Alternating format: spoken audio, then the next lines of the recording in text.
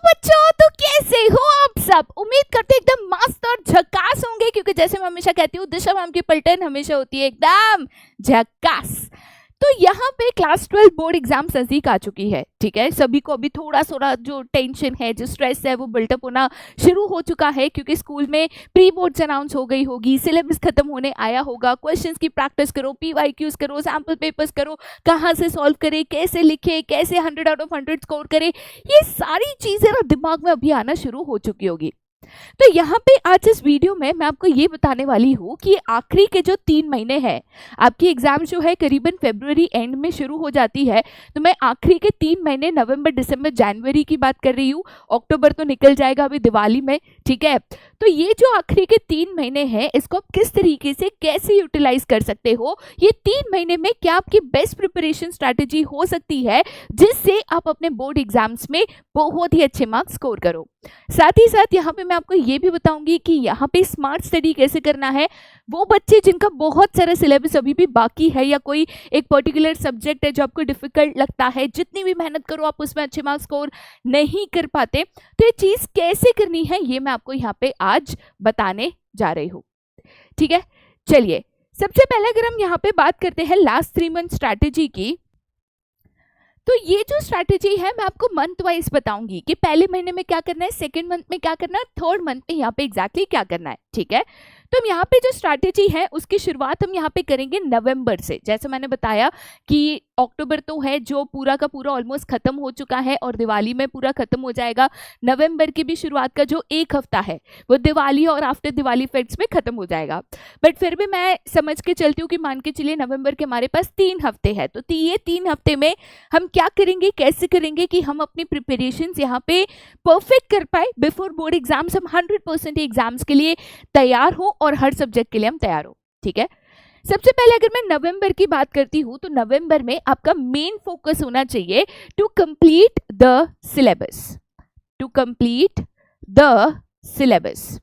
अब आप बोलोगे मैम मेरा तो सिलेबस ऑलरेडी हो चुका है, आपने तो ऑलमोस्ट ऑलरेडी पूरा पढ़ा चुके हो। देखो, हमारा सिलेबस कंप्लीट करना मायने नहीं रखता है। मैं तो सिलेबस कंप्लीट कर दूंगी, सारे चैप्टर, सारे क्वेश्चन, सब कुछ करा दूंगी।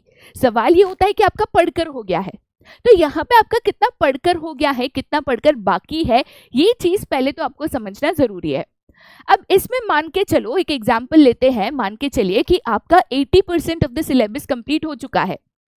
ठीक है, 80% ऑफ द सिलेबस कंप्लीट हो चुका है, और मैं ये एवरेज कह रही हूँ सभी सब्जेक्ट्स के लिए। यहाँ पे मैं बिजनेस स्टडीज की स्ट्रैटेजी लेकर नहीं आई हूँ, as a student class 12 board exam की स्ट्रैटेजी लेकर आई हूँ। ठीक है, मान के चलिए कि आपका 80% सिलेबस कंप्लीट हो चुका है, तो पहले आपका फोकस होना चाहिए ये जो बाकी का 20% ऑफ द सिलेबस आपका बाकी रह गया है, ये जो इनकम्प्लीट रह गया है, अब 3 हफ्ते में इसको पूरा का पूरा कंप्लीट करो।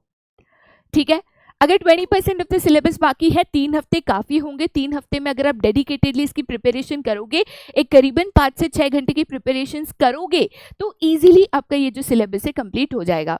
स्कूल्स में भी दिवाली के बाद ऑलमोस्ट सिलेबस खत्म हो चुका होता है, तो आपको स्टडी लीव मिल जाती है, प्रिपरेशन लीव मिल जाती है, रिविजन करने के लिए समय मिल जाता है। ठीक है, तो ऐसे समय पे ये टाइम बहुत इंपॉर्टेंट होता है, जहाँ पे आपको सेल्फ स्टडी या खुद को थोड़ा सा पुश देने के लिए एक समय मिल जाता है।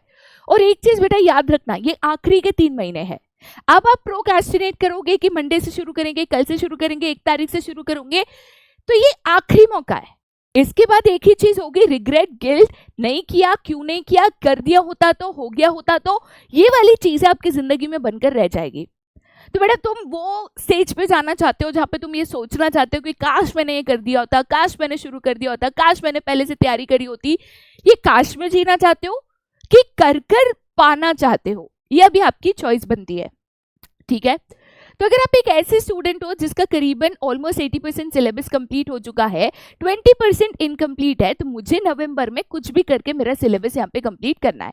ठीक है, अगर मेरा सिलेबस कंप्लीट हो चुका है, मैं ना हर एक बच्चे के लिए यहाँ पे बता रही हूँ, क्योंकि ऐसा नहीं है कि सभी बच्चे एक तरीके के होते, सभी का इतना ही पढ़कर हुआ होता है, नहीं, तो मैं सभी के लिए स्ट्रैटेजी बता रही हूँ। मान के चलो कि अगर हम नवंबर महीने की ही बात करते हैं, अब कुछ ऐसे भी बच्चे हैं जो CUET फोकस कर रहे हैं, जिनका पढ़कर पूरा हो चुका है, सिलेबस कंप्लीट हो चुका है, मतलब मैं कहती हूँ कि चलो ठीक है, आपका 100% जो है of the syllabus of all subject जो है वो कंप्लीट हो चुका है, ठीक है, पूरा हो चुका है, आपने उसको पूरा कर दिया है, फिनिश कर दिया है, ठीक है। चलो भाई, फिर मैं नवंबर में क्या करूं, आराम करूं, रेस्ट करूं, सवाल ही नहीं है। रेस्ट करोगे तो अभी बोर्ड एग्जाम्स की बात करोगे, एग्जाम्स हो जाएगा ना, तब टाइम मिलेगा ना, तो रेस्ट कर लेना। सीयूईटी दे रहे हो तो तभी भी मत करना, सीए फाउंडेशन जून अटेम्प्ट दे रहे हो, सितंबर अटेम्प्ट दे रहे हो तो तभी भी मत करना। 1-2-4 दिन की, हफ्ते भर का बस रेस्ट ले लेना, ठीक है, फिलहाल नहीं। तो यहाँ पे अगर आपका 100% ऑफ द सिलेबस कंप्लीट हो चुका है तो आपका नवंबर फोकस होना चाहिए रिविजन्स के ऊपर, ठीक है। अब रिवीजन आप किस तरीके से करोगे, सब कुछ पढ़ोगे, सब कुछ रिवाइज करोगे, नहीं। रिवीजन कैसे करना है इसके ऊपर भी मैं आऊंगी, पहले हम यहाँ पे कंप्लीट कर लेते हैं नवंबर वाले टॉपिक को, ठीक है। तो यहाँ पे 2 तरीके के बच्चे हैं, एक जिसका 80% सिलेबस हो गया है तो 20% कंप्लीट करने पे 3 हफ्ते पे फोकस करेगा। 100% सिलेबस आपका नवंबर तक कंप्लीट हो जाना चाहिए। अगर हो चुका है तो हम रिवीजन करेंगे, रिवीजन कैसे करेंगे मैं आपको बता दूंगी, ठीक है। अब सबसे इंपॉर्टेंट कैटेगरी ऑफ बच्चे आते हैं जिसमें मुझे पता है बहुत सारे बच्चे इस कैटेगरी में फॉल करेंगे, जो बच्चे ऐसे हैं जिनका 50% और लेस सिलेबस जो है कंप्लीट हुआ है। अब ये बच्चों के ऊपर ना सबसे ज्यादा स्ट्रेस होता है क्योंकि अभी समय कम है, काम ज्यादा है, पढ़ाई ज्यादा है, तो हम करे तो करे क्या। अगर आपका 50% या उससे कम पढ़कर हुआ है, समय कम है, पूरा 100% पढ़ने जाओगे शायद मुश्किल हो जाएगा। तो आपके लिए एक ही स्ट्रैटेजी यहाँ पे होगी and that is smart study, ठीक है। स्मार्ट स्टडी रिवीजन के लिए सेम टेक्निक बताऊंगी आपको, यहाँ पे बस स्मार्ट स्टडी कर रहे हो तो थोड़ा सा समय ज्यादा लगेगा, फर्क सिर्फ इतना होगा, ठीक है। तो अब हम यहाँ पे बात करते हैं कि ठीक है, नवंबर में मेरा सिलेबस हो चुका है तो मेरे को रिवीजन करना है, ठीक है। सिलेबस नहीं हुआ है तो मुझे सिलेबस कंप्लीट करने के लिए स्मार्ट स्टडी करना है, चाहे 20% सिलेबस बाकी हो या 50% या उससे ज्यादा सिलेबस बाकी हो। तो अब ये रिवीजन या तो स्मार्ट स्टडी में करूं किस तरीके से, देखिए सबसे पहला आपका काम होगा हर एक सब्जेक्ट के इंपॉर्टेंट टॉपिक्स की लिस्ट बनाना, ठीक है। हमने ये काम को आसान करने के लिए मेजॉरिटी सब्जेक्ट में आपको इंपॉर्टेंट टॉपिक्स, इंपॉर्टेंट क्वेश्चंस दे दिए हैं। अगर आपके पास ये लिस्ट नहीं है कोई दिक्कत नहीं है, आप जाकर यहाँ पे previous year question paper, sample papers लेकर उसमें जो टॉपिक से बार बार लगातार एवरी ईयर क्वेश्चन पूछा गया है वो टॉपिक्स की लिस्ट बनाइए। देखिए जब मैं कहती हूँ टॉपिक, तो जैसे for example principles of management topic है, अब प्रिंसिपल्स ऑफ मैनेजमेंट से केस स्टडी आया या ब्रीफ क्वेश्चन आया या एक्सप्लेन एनी 4 प्रिंसिपल्स या एक्सप्लेन दीज 4 प्रिंसिपल्स आया, इससे फर्क नहीं पड़ता है। 14 प्रिंसिपल्स ऑफ हेनरी फ्योल से लास्ट 5 साल में हर साल क्वेश्चन कहीं ना कहीं पूछा गया है, तो that is an important topic, ठीक है। टॉपिक से क्वेश्चन कैसे भी पूछा जा सकता है। तो सबसे पहले ना मेरे को ये इंपॉर्टेंट टॉपिक की लिस्ट बनानी है। ये जो इंपॉर्टेंट टॉपिक होगा ना, ये 30 to 35% ऑफ सिलेबस होगा,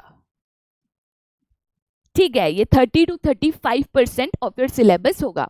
तो जैसे फॉर एग्जांपल मेरे किताब में 100 क्वेश्चंस है, तो 100 में से 30 to 35 ऐसे टॉपिक्स बनेंगे जो रिपीटेटिवली पूछे गए हैं, ठीक है। अगर आप ऑप्शन के साथ भी क्वेश्चन देखोगे तो आपको 25-26 ऐसे सारे पेपर्स में क्वेश्चन नंबर्स आ सकते हैं, बराबर है। तो ऐसे केस में बेटा आपके जो क्वेश्चंस है उसमें इंपॉर्टेंट टॉपिक के जो क्वेश्चंस है वो आपको यहाँ पे नोट डाउन करना है। एमसीक्यूज जो है वो सिलेबस में कहीं से भी आ सकता है, एमसीक्यूज के लिए हमें बस प्रैक्टिस के ऊपर फोकस करना होता है, उसके ऊपर भी मैं आऊंगी। फिलहाल मैं important part, difficult part cover करना चाह रही हूँ, आसान चीजें अंत में भी कवर हो जाएगी, ठीक है। ये इंपॉर्टेंट टॉपिक्स का वीडियो टॉपिक बनाने के बाद, मतलब इसकी लिस्ट तैयार हो गई, बराबर। फिर आप ये इंपॉर्टेंट टॉपिक्स को पहले कंप्लीट करोगे। अगर आपके कंप्लीट ऑलरेडी हो चुके हैं तो दिक्कत नहीं है, अगर आपके चैप्टर्स बाकी है, 40-50% ऑफ द सिलेबस बाकी है, 20% बाकी है, तो उनके जो इंपॉर्टेंट टॉपिक्स है उनकी पहले आप लिस्ट बनाओगे, वो इंपॉर्टेंट टॉपिक्स को पढ़कर आप खत्म करोगे, ठीक है। खत्म होने के बाद ऐसा नहीं है कि जो टॉपिक्स रह गए आप उनके ऊपर चले जाओ कि चलो अभी ये टॉपिक्स भी कंप्लीट कर लेते हैं, नहीं, आप ये चीज नहीं करोगे। एक बार आपके ये इंपॉर्टेंट टॉपिक्स पूरे के पूरे कवर हो गए, फिर आपका सेकेंड एम होगा, ठीक है, जब आप यहाँ पे दिसंबर में आ चुके हो, बराबर है। देखो नवंबर में 3 हफ्ते आपको यहाँ पे मिलने वाले हैं, ये 3 हफ्ते में आपके सारे इंपॉर्टेंट टॉपिक्स कवर हो जाने चाहिए।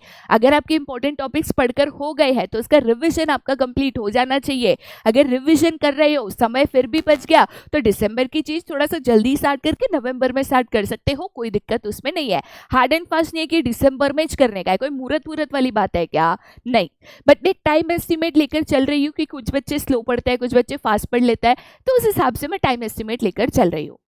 नवंबर में मेरे सारे इंपॉर्टेंट टॉपिक्स पढ़कर हो गए, बराबर। इवन अगर मेरा 50% ऑफ द सिलेबस बाकी है, ठीक है, मान के चलिए मेरे बिजनेस स्टडीज में 6 चैप्टर्स बाकी है, 6 चैप्टर्स का 35% मैं लूंगी ना, तो भी आराम से मेरा नवंबर में कवर हो सकता है, क्योंकि मुझे सिर्फ इंपॉर्टेंट टॉपिक्स पढ़ने हैं, सारे चैप्टर्स के सारे टॉपिक्स अभी नहीं पढ़ना है, राइट। उसके बाद जब मैं दिसंबर में जाती हूँ, सबसे पहले काम मैं करूंगी लेटेस्ट सैंपल पेपर सॉल्व करूंगी, ठीक है। और सॉल्व करूंगी का मतलब है मैं खुद से इसको सॉल्व करूंगी। अब जब भी आप पेपर सॉल्व करते हो, पीवाईक्यू सॉल्व करते हो, ज्यादातर बच्चे गलती करते हैं, पेपर लेते हैं, ठीक है, पेन पेंसिल लेते हैं और उसको मार्क कर देते हैं, इसका आंसर ये होगा, इसका आंसर ये होगा, इसका आंसर ये होगा, और हमें लगता है चलो सॉल्व करके हो गया। नहीं, आप पेपर जब सॉल्व कर रहे हो तो आप उसी तरीके से सॉल्व करोगे जिस तरीके से बोर्ड एग्जाम में सॉल्व कर रहे हो। हाँ, इसमें कोई शीट वीट खरीदने की जरूरत नहीं है, आपके नॉर्मल फुल स्केप पेपर होंगे तो भी कोई फर्क नहीं पड़ता है। कहने का मतलब ये है कि पेपर सॉल्व करते वक्त 2 चीजें आप ध्यान में रखोगे। सबसे पहले तो टाइम, ठीक है। एग्जाम में आपका 3 घंटे का अगर पेपर होता है तो जब पेपर सॉल्व करने बैठोगे ना, एग्जैक्टली 3 घंटे का टाइमर लगाओगे और 3 घंटे में पेपर सॉल्व करोगे। अगर सॉल्व नहीं होता, क्वेश्चंस रह जाते हैं, कोई दिक्कत नहीं है, टाइमर बंद करना, क्वेश्चंस भले कंप्लीट करना, लेकिन ये नोट करना कि आपका पेपर समय से पूरा नहीं हुआ, कितने मार्क्स का रह गया, किस तरीके से आपको अपने टाइम को मैनेज करके स्पीड को इंप्रूव करना है, ठीक है। दूसरी चीज, पेपर कंप्लीट होने के बाद उसका सोल्यूशन सेट अवेलेबल होता है, ठीक है। हम भी सैंपल पेपर का वीडियो डाल चुके हैं, उसका सोल्यूशन भी आपको वेबसाइट्स पे मिल जाएगी, कोई दिक्कत नहीं आएगी। तो उसका जो सोल्यूशन है ना, सेल्फ असेसमेंट आपको करना है, ठीक है। जनरली मैं क्या करती थी, तो मैं जब भी पेपर सॉल्व करती थी अपने टीचर्स की, दोस्तों की मदद लेती थी, उनको रिक्वेस्ट करती थी कि आप मेरा पेपर यहाँ पे सॉल्व करिए। काफ़ी बार हम ग्रुप स्टडी करते थे, तो जैसे 5 जन है, 5 जन मिलके पेपर सॉल्व कर रहे हैं, फिर एक दूसरे के साथ एक्सचेंज करके एक दूसरे का पेपर हम यहाँ पे करेक्ट करेंगे। हार्डली 10 से 15 मिनट लगता है पेपर को करेक्ट करने के लिए, जब आपके पास सोल्यूशन सेट अवेलेबल होता है। या तो सेल्फ एनालिसिस आपको करना है, ठीक है, देखना है आपका आंसर करेक्ट है, इनकरेक्ट है, बट किसी और से करवाओगे तो आपकी जो राइटिंग है, जो आपके वर्ड्स है, उस मुताबिक आपको कितने मार्क्स मिलने चाहिए, ये नॉन बायस्ड आपका करेक्शन यहाँ पे हो जाएगा। तो आप किसी की मदद भी ले सकते हो, बट अगर मदद नहीं मिलती है तो ये नहीं कि अब मेरे को क्या फायदा, क्यों मैं सॉल्व करूं, नहीं। पहले तो आपका टाइम मैनेजमेंट इंपॉर्टेंट है, कितने क्वेश्चंस रह गए वो इंपॉर्टेंट है, कौन से क्वेश्चंस आप अटेम्प्ट नहीं कर पाए वो इंपॉर्टेंट है, कौन से क्वेश्चंस आधा अधूरा लिख दिया, पॉइंट्स गलत हो गए, वो इंपॉर्टेंट है। तो आप एक सेल्फ असेसमेंट करोगे, जो भी आपके क्वेश्चन सही हुए गलत हुए इसका आप यहाँ पे सेल्फ असेसमेंट करोगे, ठीक है।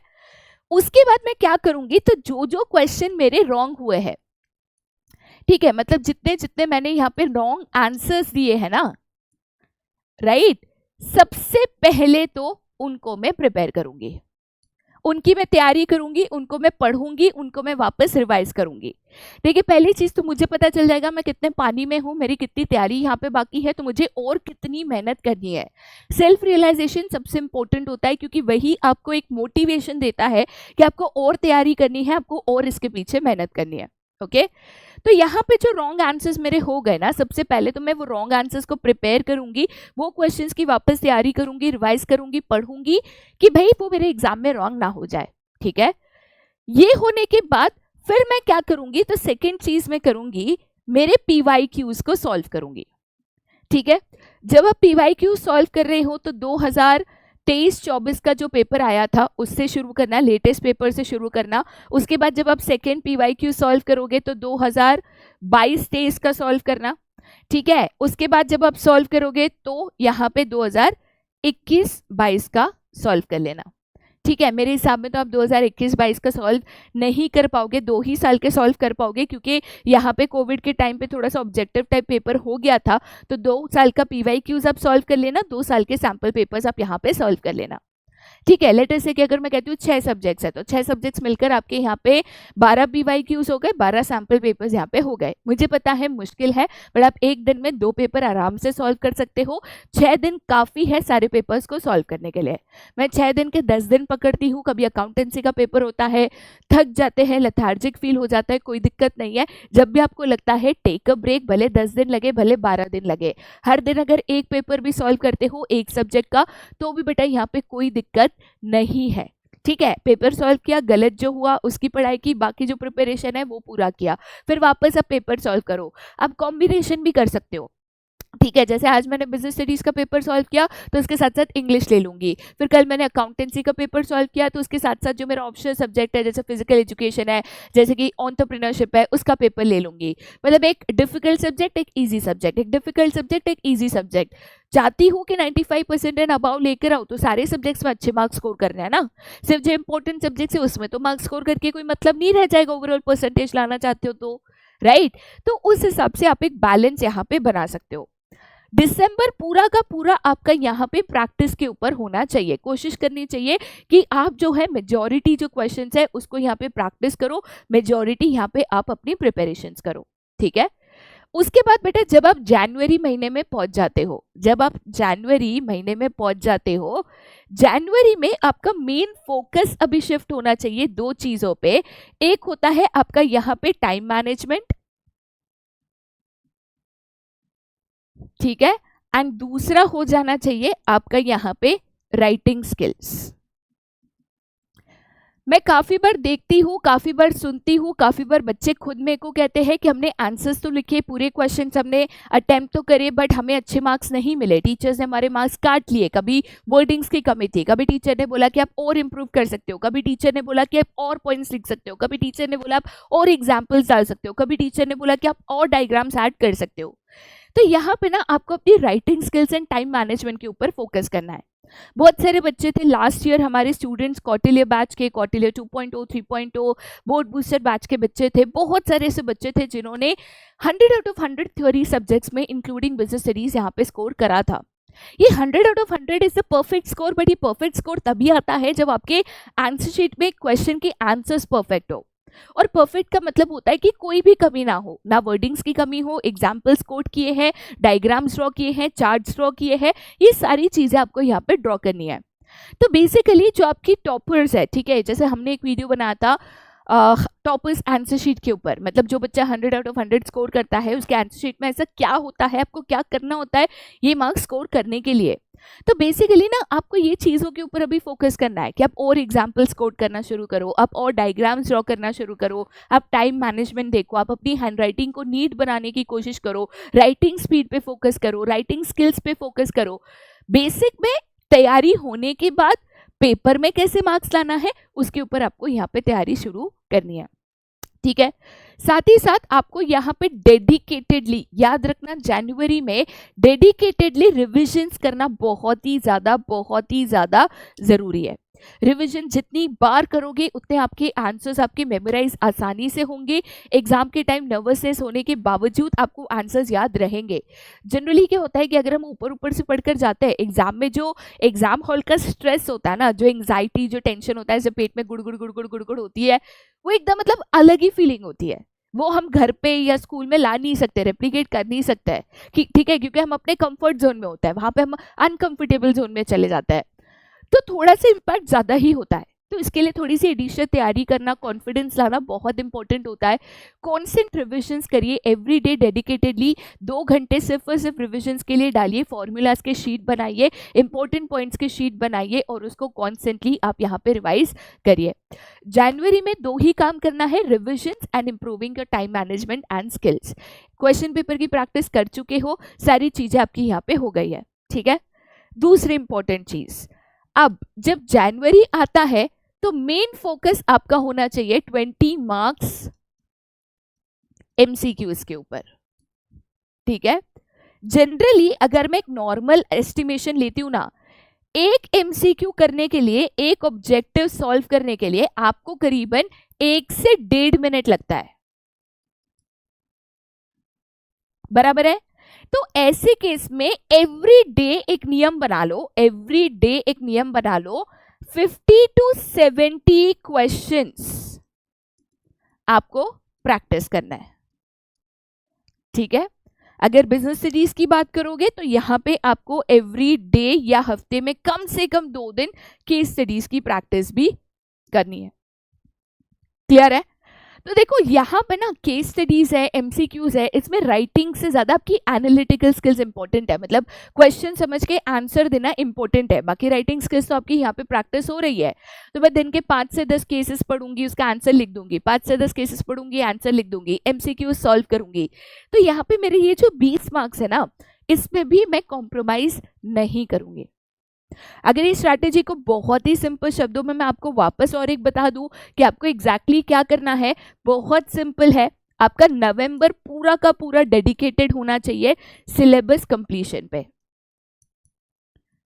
ठीक है। अगर आपका बहुत ज्यादा सिलेबस बाकी है और आप उसको कंप्लीट करना चाहते हो, कोई दिक्कत नहीं है। यहाँ पे आपको स्मार्ट स्टडी करनी होगी, आपको टॉपिक्स चूज करने होंगे जिसको आप यहाँ पे 100% प्रिपेयर करोगे। सारे टॉपिक्स को पढ़ने जाओगे तो यहाँ पे काफी दिक्कत आने वाली है क्योंकि समय अभी यहाँ पे कम बचा है, ठीक है।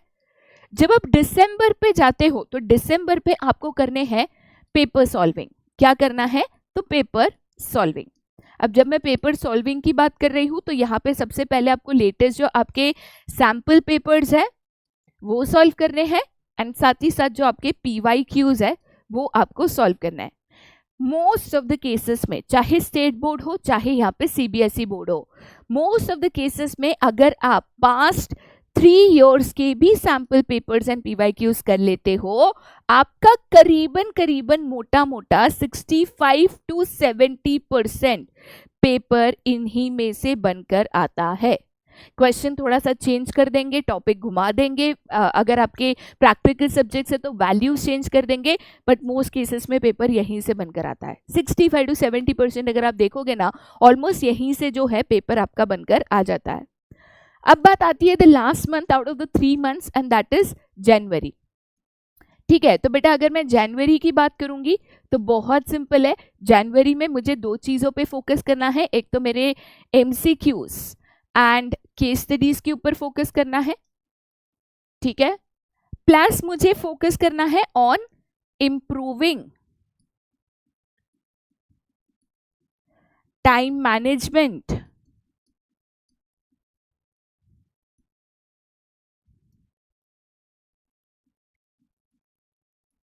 एंड राइटिंग स्किल्स, ठीक है। मुझे पता है ये वीडियो देखने के बाद बहुत बच्चे ये सोचेंगे कि मैम आपने तो बड़ी आसानी से बोल दिया कि ये करना है, वो करना है, ऐसा करना है, 2 पेपर सॉल्व करना है। इतना आसान होता है क्या? नहीं होता है, नहीं होता है। लेकिन ये 3 महीने बेटा आपको आसान काम नहीं करना है, ये 3 महीने आपको डिफिकल्ट काम करना है, आपको सैक्रिफाइसेस करने हैं, आपको प्रायोरिटाइज चीज़ों को करना पड़ेगा, आपको मेहनत करनी पड़ेगी, आपको डेडिकेशन रखना पड़ेगा, रोज अपने आप को रियलाइज कराना पड़ेगा कि बस अब बहुत हो गया, अभी आखिरी समय है मेहनत करने का और रिजल्ट लाने का।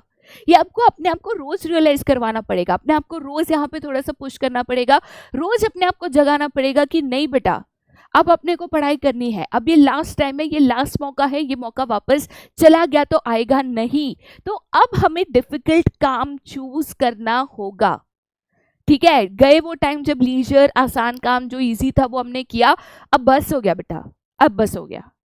आखिरी के 3 महीने हैं, 3 महीने में ये चीजों को अगर आप करोगे, मैं आपको 100% कह सकती हूँ कि आप बोर्ड एग्जाम्स में अच्छे मार्क्स लेकर आओगे, एक्सेल कर कर आओगे। कम से कम बोर्ड एग्जाम के बाद है ना, वो मन में वो डिससैटिस्फैक्शन और गिल्ट नहीं होगा कि हमने ये नहीं किया, वो रह गया, ये नहीं हो पाया, ये हमने नहीं कर पाए, ये गिल्ट तो कम से कम नहीं होगा। और फिर जो आपका रिजल्ट होगा ना, बड़ा हंसी खुशी उसको आप अपना पाओगे, ठीक है। क्योंकि रिजल्ट बेटा चाहे हमारे हाथ में हो ना हो, बट अपना 100% देना ना, ये हमारे ही हाथ में होता है, और ये अपने जो सपने हैं ना इनको पूरे कर पाना ये हमारे ही हाथ में होता है, ठीक है। तो रात को सोकर सपने देखने हैं या एवरीडे उठकर उनके पीछे भागना है, ये आप तय कर लेना, ये आप तय कर लेना, ठीक है। सपनों की दुनिया होती अच्छी है बट उसमें हम जी नहीं पाते, क्योंकि रोज सुबह आंख तो खुलनी है, सही कह रही हूँ। तो बड़ा ये चीज है ना, मुश्किल है बट मुश्किल काम आपको करना होगा, ठीक है, आपको चीज़ों को प्रायोरिटाइज करना होगा, आपको मेहनत करनी होगी अगर आप अपने आप को कामयाब बनाना चाहते हो, अगर आप अपने सपने और अपने माँ बाप के सपने पूरे करना चाहते हो। ठीक है, तब सीरियस होने का टाइम है बेटा, सीरियस आपको होना है। हमारे एंड से भी पूरी कोशिश होगी कि आपकी प्रिपरेशंस में कई तरीकों से डिफरेंट वीडियोस लाके, प्रैक्टिस वीडियोस लाकर, पीवाईक्यूज लाकर, इंपॉर्टेंट क्वेश्चंस की सीरीज लाकर हम आपकी पूरी मदद करें, पूरी सहायता करें, पूरा आपका यहाँ पे साथ दे। लेकिन एट दी एंड हम कुछ भी कर ले, जब तक आप यहाँ पे मेहनत नहीं करोगे रिजल्ट नहीं आएगा। ठीक है, बाकी आज का वीडियो जो है यहीं पे ख़त्म करती हूँ। ये तैयारी ज़रूर करना, तैयारी को लेकर अगर कुछ भी डाउट है, कोई भी परेशानी आ रही है, कोई भी हमारे एंड से आपको सपोर्ट चाहिए, बिंदास कमेंट सेक्शन में डाल देना और हम पूरे दिल से कोशिश करेंगे आपकी मदद करने के लिए। आज के लिए बेटा यहीं पे tata bye bye, see you and take care.